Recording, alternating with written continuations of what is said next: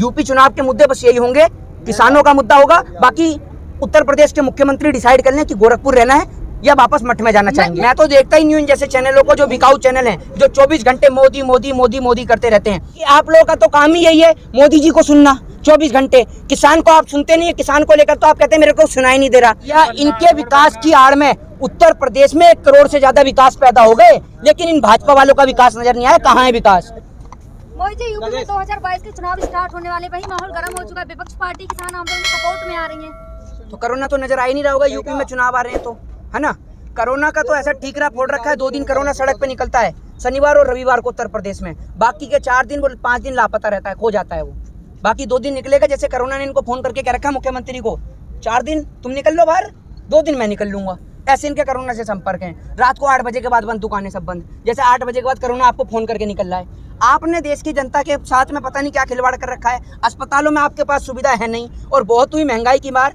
अब की बार माफ कर दे यार, सीधी सी बात है। आप ये कह रहे माफ कर दे। वहीं बीजेपी कितने अच्छे काम है। गोरखपुर के लोग कहते हैं योगी जी को ही वोट हम देंगे चाहे कुछ हो जाए। आप गोरखपुर का वो क्या है?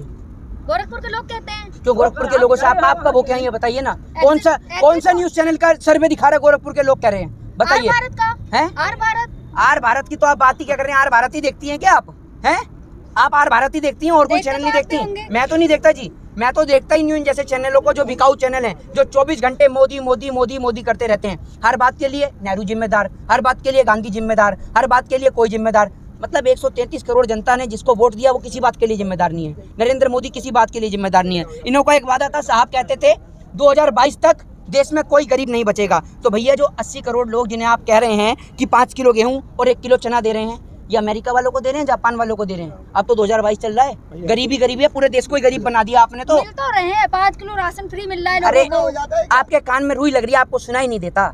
मैंने क्या बोला है? मोदी जी ने बोला था 2022 तक देश में कोई गरीब नहीं बचेगा। ठीक है, अब तो 2022 आ गया, और एक और इनकी सरकार कह रही है कि हम 80 करोड़ परिवार को 5 किलो गेहूं और 1 किलो चना दे रहे हैं। तो ये कौन से गरीबों को दे रहे हैं आप? जब 2022 आ गया आपने कहा कोई गरीब ही नहीं बचा।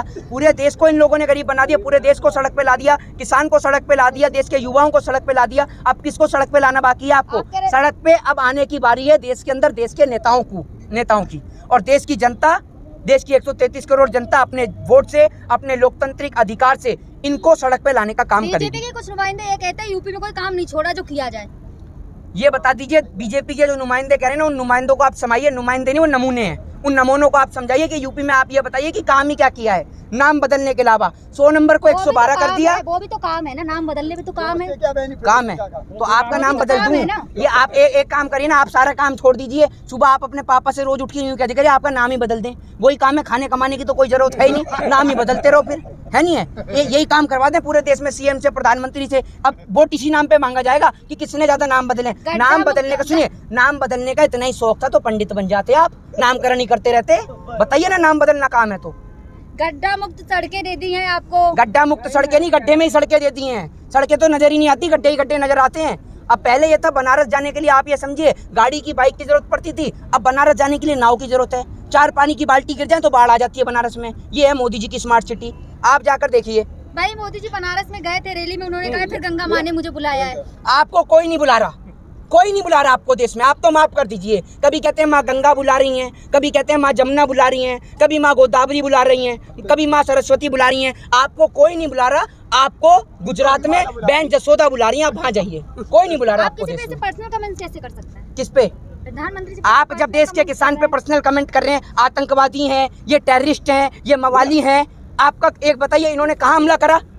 आप कैसे ना आतंकवादी कह सकते हैं? आर्टिकल 19 इस देश के अंदर, इस देश की डेमोक्रेसी में आजादी देता है सभी लोगों को शांतिपूर्ण तरीके से प्रोटेस्ट करने की। आप कैसे ना मवाली बता सकते हैं, कैसे ना आतंकवादी बता सकते हैं?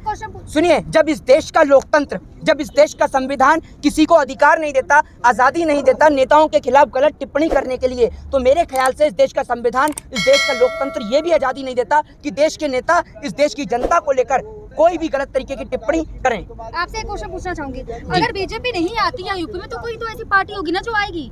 आ जाएगी जो पार्टी, जिसको किसान वोट देगा वो अपने आप आ जाएगी। जनता जिसको वोट देगा। तो विपक्ष मजबूत है कहाँ? जहाँ पहले महंगाई बढ़ती थी वही विपक्ष सामने आता था। आप तो कलकत्ता में भी कह रहे थे विपक्ष है ही नहीं। आप तो कलकत्ता में भी कह रहे थे विपक्ष नहीं है। वहाँ की बात मत कीजिए, वहाँ उनकी सरकार। क्यों? हाँ, वहाँ की बात मत करिए, वहाँ मोदी जी हार गए आपके, है ना। वहाँ की बात मत करिए, वहाँ आपके मोदी जी हार गए, इसलिए वहाँ की बात मत करिए, राजस्थान की बात मत करिए। यूपी बड़ा है, यूपी छोटा नहीं है ना, यूपी बड़ा यूपी बड़ा है। है। हाँ, बाकी पश्चिम बंगाल तो जरा सा है ना, दिखाई भी नहीं देता नक्शे में, है ना। वहाँ की बात मत करिए आप, बोलिए आप क्यों नहीं करते आप वहाँ की बात? फर्क है ना। अच्छा, वहाँ जातिवाद के वोट नहीं रहते, मोदी जी बोलते थे वहाँ जातिवाद का कोई वोट नहीं है, वहाँ होते नहीं है ना, यहाँ क्या नहीं होते? वहाँ तो बता रहे थे हिंदू खतरे में। हिंदू मुस्लिम चलता है ना, यूपी में तो हिंदू मुस्लिम चलता है। कैसे चलता है हिंदू मुस्लिम? इस देश की जनता समझदार नहीं है। इस देश की जनता बखूबी और बतौर रूप से समझ चुकी है कि इस देश के नेता आपको और हमें लड़ाने का काम करते हैं हिंदू और मुस्लिम के नाम पे। बाकी इनकी पार्टी में नेता मुस्लिम भी हैं, इनकी पार्टी के नेताओं को दामाद भी मुस्लिम आपको चाहिए, क्या लगता है? बाकी देश को हिंदू और मुस्लिम के नाम पर लड़ाने का काम आपको करते क्या हैं। लगता है इस बार यूपी चुनाव के मुद्दे क्या होंगे? यूपी चुनाव के मुद्दे बस यही होंगे, किसानों का मुद्दा होगा। बाकी उत्तर प्रदेश के मुख्यमंत्री डिसाइड कर लें कि गोरखपुर रहना है या वापस मठ में जाना चाहेंगे, यही मुद्दा है। किसानी है यूपी चुनाव का, और मुद्दे नहीं है। विकास नहीं चाहिए आपको, शिक्षा कौन नहीं सा चाहिए। विकास तो जब करेंगे जब खाने को रोटी होगी देश में, जब अनाज उगाने वाला सड़क पे, तो विकास कहाँ से करेंगे? आपको एक बात बताइए, आपको खाली शौचालय बनाकर दे दिया इन्होंने, जब खाने को पेट में रोटी नहीं तो खाली शौचालय में बैठी रहेंगी? ये बताइए ना, आप कुछ काम भी तो करिए, पहले खाने को अनाज होना चाहिए। तो किसान के ऊपर बात होगी, यही सबसे बड़ा अहम मुद्दा है। उसके बाद में शिक्षा, स्वास्थ्य और बेरोजगारी। अभी तो मोदी जी इतना तारीफ करके आए योगी जी का। हाँ, आपकी भी तो तारीफ करते हैं मोदी जी, आप ही लोग सुनते हैं मोदी जी की तारीफ, और मोदी जी आप ही की तारीफ सुनाते हैं, क्योंकि आप लोगों का तो काम ही यही है मोदी जी को सुनना 24 घंटे। किसान को आप सुनते नहीं है, किसान को लेकर तो आप कहते हैं मेरे को सुनाई नहीं दे रहा। तो आप पतंजलि की कान में आई ड्रॉप डालिए और सुनिए बखूबी तौर पर किसान की आवाज को। आंख से आपको दिखाई नहीं देता किसान बैठा हुआ? अभी इतने उद्घाटन करके आए मोदी जी। हाँ, मुझे दिखाई नहीं देता ना, क्योंकि मैंने पतंजलि की आई ड्रॉप नहीं डाली, आपने डाली है पतंजलि की आई ड्रॉप, तभी आपकी भी 1.25 से पूरी 2 आंख हो गई। मुझे तो दिखाई नहीं दे रहा, किसान बैठो, हमें तो दिखाई नहीं। हम किसान के पक्ष में बोल रहे हैं तो आप तो हमें अंधा साबित करेंगे ही नहीं, मतलब आपको दिखा, वो इतने उद्घाटन करके आए, अभी इतने कौन सा उद्घाटन कर रहे हैं? वहाँ मोदी जी अभी गए बनारस, कितने सारे उद्घाटन करके आए। मोदी जी ने जो वो उद्घाटन करके आए हैं बनारस में, जो वो उन्होंने स्टेडियम बनाया, एक बात बताइए, वो स्टेडियम से गरीब जनता को क्या फायदा? वो बुक होगा बड़े बड़े नेताओं के लिए, जब उनकी सभाएं होंगी, आम जनता को क्या उसमें बैठ के भंडारा खिलाया जाएगा? ये ऐसे पहले भंडारा बांटते हैं और उसके बाद में डोंगे का भी पैसा वसूलते हैं, ये हिसाब है इनका। विकास ही तो हो रहा है, मंत्रिमंडल बदल रहा है। विकास ही हो रहा है ना। काय का विकास हो रहा है? अरे भैया, इनके विकास की आड़ में उत्तर प्रदेश में 1 करोड़ से ज्यादा विकास पैदा हो गए, लेकिन इन भाजपा वालों का विकास नजर नहीं आया। कहाँ है विकास, समझ रहे?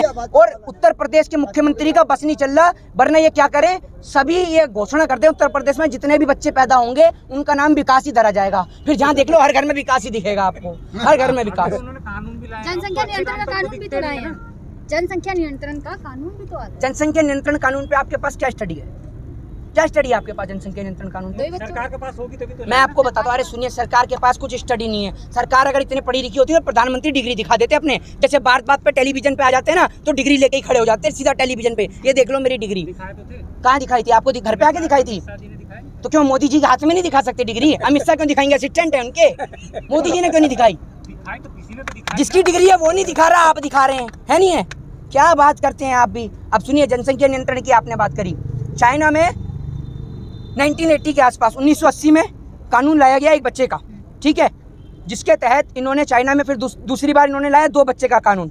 उसके बाद इन्होंने करा 3 बच्चे का कानून। आपको पता है 3 बच्चों का कानून क्यों करा चाइना ने?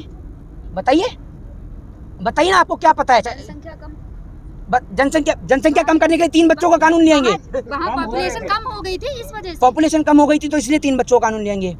इसीलिए कहता हूँ, सरकार को सुनने से बेहतर है थोड़ा सा पढ़िए, देश के स्तर को रीड करिए, आप देश में क्या चल रहा है, जनसंख्या कानून है उसको भी रीड करिए।